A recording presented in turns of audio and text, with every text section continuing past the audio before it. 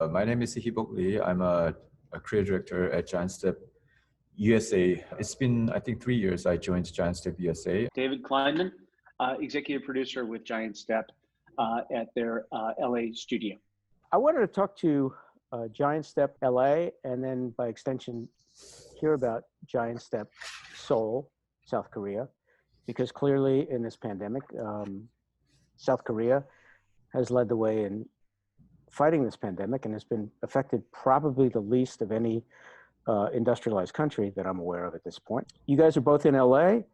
Heebok, I understand you have a new baby and you guys have been sheltered at home, I would think. How's that going? So far, so good. Just because the LA office right now, everyone is working at home, I actually come to work.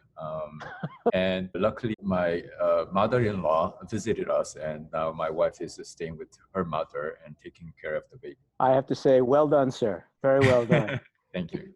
David. My wife works for a large entertainment company, and she's been working at home for 2 months. I have also a son, freshman in college, and he's finishing his freshman year at home. So thankfully, because our house is not huge, my wife is on conference calls on speakerphone throughout the day. And with the two of them there, plus the dog, it's impossible for me to work without the distractions. So like Heebok, I'm able to come into the studio in Glendale and practice social distancing pretty easily just because so many of our artists are working remotely. So yeah. Sheltered at office, you two guys. Sheltering at the office in Glendale. So you guys run the Giantstep office in the States, and you interface daily, I would imagine, and send work back and forth with Giantstep in Seoul. Tell us a little bit about your relationship with them, how you guys work together, and what Giantstep does.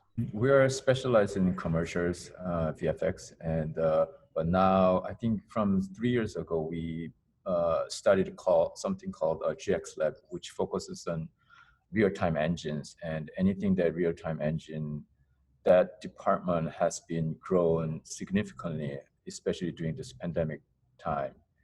So anytime there's a project, there's a server that we are sharing. So we are uploading our assets and the files onto the server and working through them. And then I have a lot of conference call late at night. We've been able to tap into the resources and the strengths and capabilities between the two offices.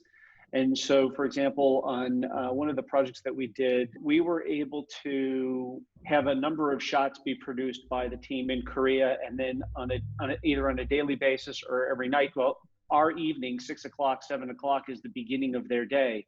So we would be able to review with them work in progress, give them notes, be able to answer questions pretty well into the evening. And then we would come in the following morning and usually be able to see the fruits of the work from the night before. Tell us what real-time engine is in lay terms. It's based on the game engine, where anything that can run in real time, in simultaneously. So, in a traditional way of creating a VFX is that the rendering times are significant.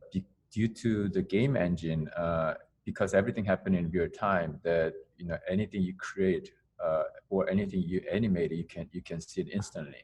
The real-time engine, you can really reduce save a lot of times. It does save quite a bit of time for getting really great photo quality work. There is a lot of effort and a lot of time that has to go in before the fact.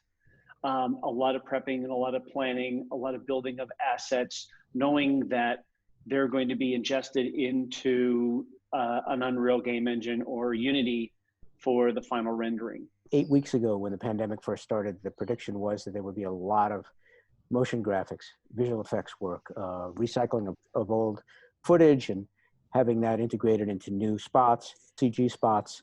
So what have you guys found, and both here and in Korea?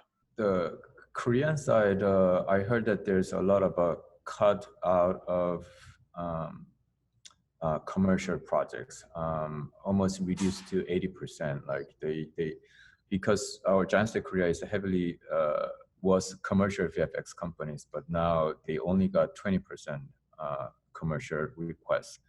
But because they prepared the GX lab, that department got so many requests from other companies, and they sales boost up to 800%. In addition to the design and the animation capabilities, with the advent of GX Lab, the out-of-home work, the app development, a lot of some of the other things that Giantstep does, it seems like quite a bit of the work has shifted, capitalizing on what's being done with GX Lab, the team that is developing apps, out-of-home experiences. A lot of the work that had been being done for commercials has now shifted. I think the landscape has been changed, the business models, and the clients are seeing a new opportunities.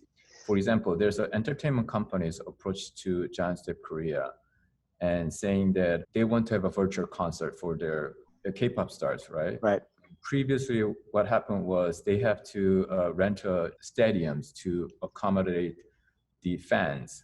For example, like from 20,000 to up to 60,000. You have to spend a lot of money because not only you have to rent the stadiums, hiring peoples and all this management happening behind the scene. And then ticket costs probably $100 to $500, and still that does not cover enough. Since the pandemic happens, they cannot hold a physical concert.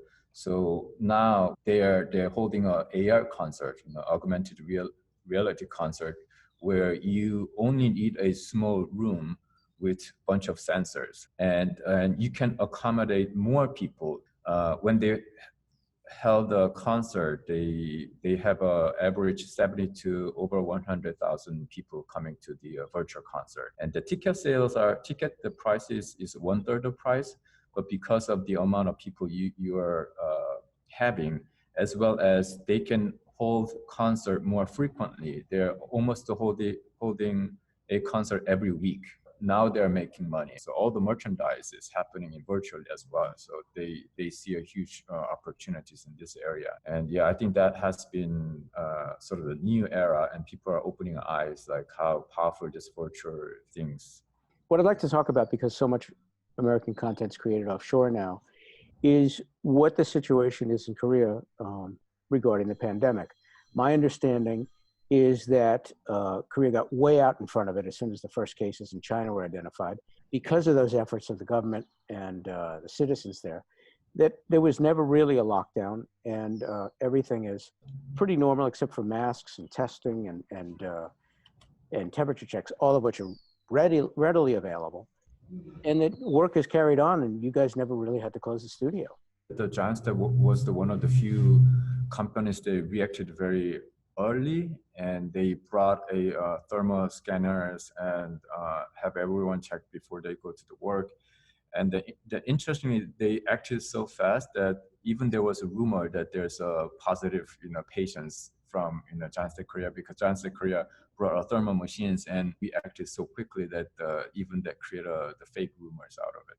There's been no interruption clearly in the animation and the studio work, and there's also been no disruption of live action shooting in Korea. Is that correct as well?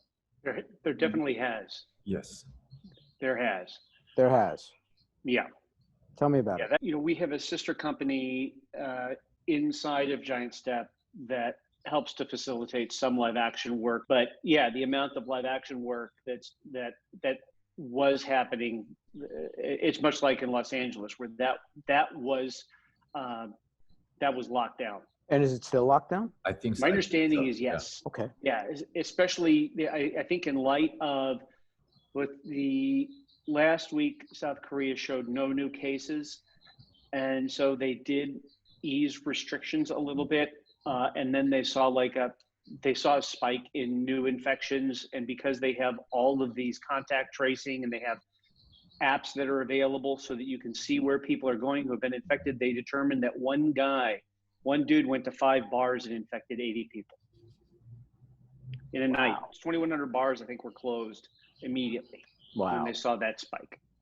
So if someone comes to you guys with a project that's a combination of live action and visual effects, and they want to have you guys shoot the live action, say, could that be done in Korea remotely by, say, an American agency that could attend over like a key take system and have it happen that way, and have you guys really kind of coordinate the whole thing? I know that Giantstep Korea has their own mocap systems and some of those facilities. I'm really just asking about capabilities. I think anybody's thought of, as a producer, hearing about the level of containment and the progressive stance that Korea took on the pandemic. Bob, like anything, it depends on what the idea is.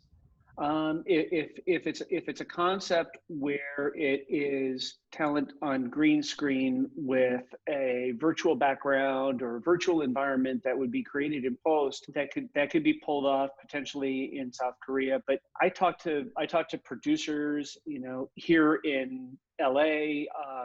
I know that there are a lot of meetings that are happening between the unions and the Screen Actors Guild and the PGA to try and figure out, well, what are our protocols going to be when we do loosen things up so that the production industry can get back to work. It's just in our best interest to be familiar with what those protocols are, what those capabilities are, so that we could be of a better service to our clients to help them know, here's your idea, here's what's possible. We actually have a call next week with one of the networks that is looking to ask us those exact same questions so that we can be a partner with them. I had this conversation with someone the other day where basically production's always been, well, here's the idea, how do we execute it?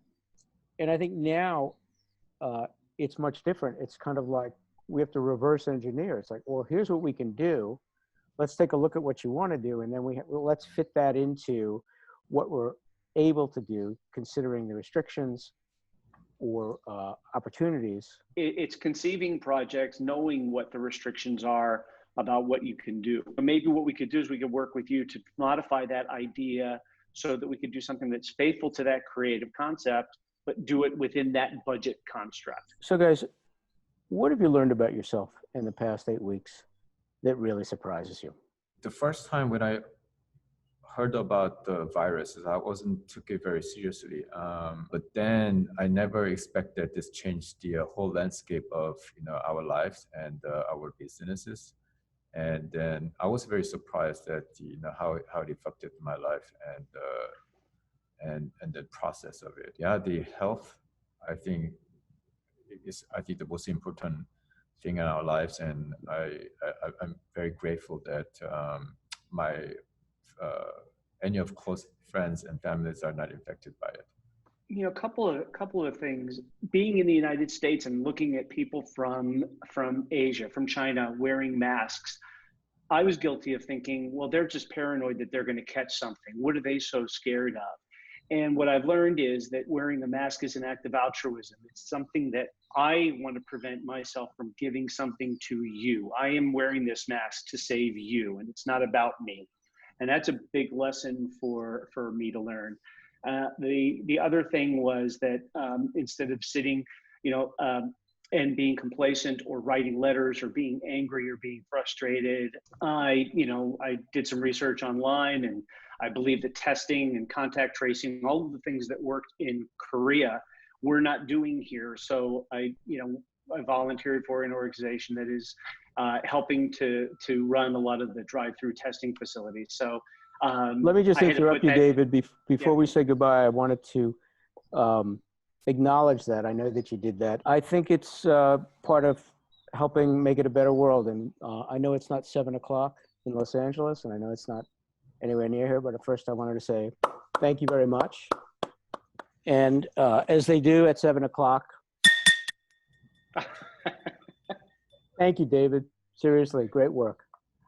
I just showed up. That's all I did. Heebok Lee, creative director. David Kleinman, executive producer from Giantstep here in Los Angeles and in South Korea.